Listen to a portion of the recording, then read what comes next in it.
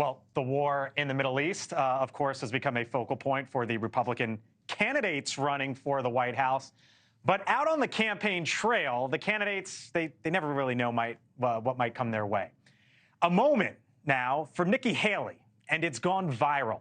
Nothing to do here with policy or even an interaction with a voter, as you'll see, someone who could vote. Rather, this moment with a 9-year-old girl. Watch.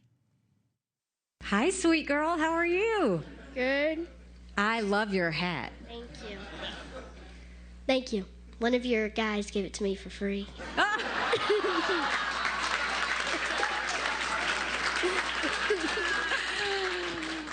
I want you to tell me which guy that was, because we don't do things for free, although you look cute in it.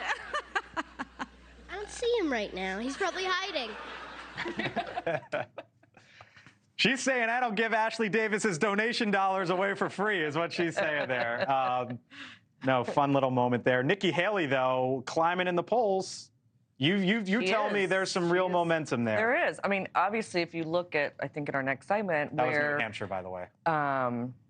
Trump is going in with ads, and did I just spoil? No, keep going, it's fine. And DeSantis is spending more money, and I think that if she wasn't going up, she wouldn't be doing it. And do you have a lot of the high donors that are now starting to break her way since the last debate?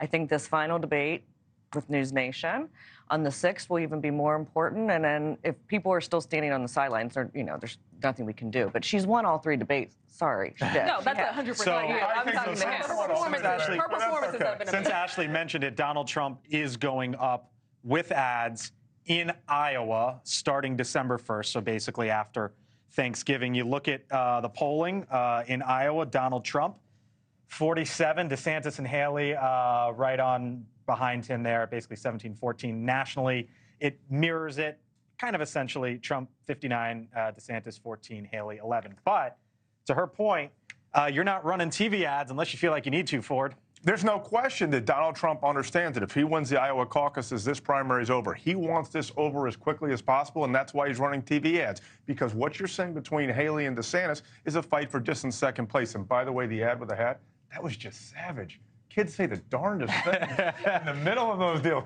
But that's the point, is Haley can't get oxygen right now outside of DeSantis, and therefore she has to try gimmicks like that to get her name. You are seeing big money donors, though, come her way, right? Absolutely, and they're going to continue. And I think you'll see a lot more announcements happening of who's hosting different events for her, that have people that have been standing on the sidelines or originally supported DeSantis and are now supporting. But that's what I'm saying is I'm watching the shift from DeSantis to Haley.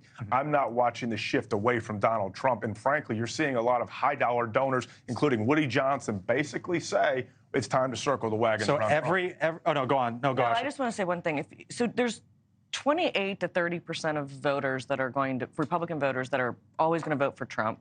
Then there's 28 to 30% that are never going to vote for Trump. There's still this middle ground that people just want Republicans to win. I mean, that's up 40% left. That I don't know where these polls are coming from. I do obviously believe that Trump's ahead. I just don't know if he's ahead as much as... Well, I think the question is, when we look at the Iowa caucuses, does Haley or DeSantis get 15% because of the way the mechanics of the caucus work? So, and then we can discuss what a second place every dollar that Donald Trump spends on another state, or in the Republican primary, he's not spending on your guy, right? So I guess that's kind of a good thing for you in a sense, no? I don't know. Well, look, I think the problem for Republicans is we're having this conversation about large donors. The base of the party, the grassroots base of the party, is with President Trump. That much is clear. It is these big-name donor individuals who are trying to change that because they fear he may lose in the general, or they don't like what he's presenting. But what he is selling, the grassroots of the Republican Party is buying. And so I think as long as that dynamic holds, it's going to be very difficult to beat the president. All right, well, and it's very difficult to talk about these high-dollar donors because they've hopscotched amongst Republican candidates for a while now. At one point, they were Tim Scott. Now they're Nikki Haley. They wanted DeSantis in the beginning. He shifted around his campaign. They just keep jumping. We all saw. You saw 21% of Democrats that are dissatisfied with the Democratic base. They've got to actually circle the wagons within their own party first. All right, well, some exciting news here at NewsNation, as we've been talking about. We're hosting the next Republican primary debate Wednesday, December 6th. The GOP presidential candidates will square off in a live primetime event at the University of Alabama. We'll be there, by the way. SiriusXM's Megyn Kelly, NewsNation's own Elizabeth Vargas, Eliana Johnson with the Washington Free Beacon will moderate the 2-hour event. That is December 6th, 8 o'clock Eastern, Tuscaloosa, Alabama, right here on NewsNation. Thank you for watching, and make sure you go to joinnn.com to find NewsNation on your television provider. And don't forget to click the red subscribe button below to get more of NewsNation's fact-driven, unbiased coverage.